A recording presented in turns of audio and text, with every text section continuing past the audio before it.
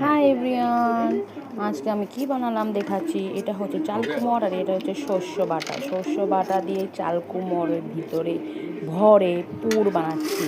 দেখো তো, বাঙালির প্রিয় খাদ্য। বহুত মানুষের জানে না খাওয়াটা, কিন্তু যে যে জানে সে ভালোই খেতে পারে। এই দেখো, গরম গরম একটু ভাপ দিয়ে নিলাম চাল কুমড়টা ভাপ দিয়ে ভিতরে পুরটা ভরে দিলাম। এখন প্রসেসটা দেখতে থাকো কেমন হয়েছে। অল্প অল্প ভরবে, বেশি ভরলে এটা বেরিয়ে যাবে, এই জন্য অল্প অল্প করে ভরতে হবে।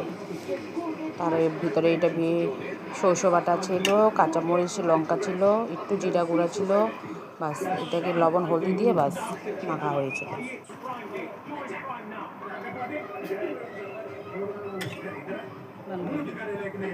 বানাতে একটু কষ্ট হয়, কিন্তু খেতে খুব স্বাদ। এটা হলো চালের বাটা, হলুদ, একটু লবণ দিয়ে বাস এটাকে ভালো করে মাখিয়ে নাও।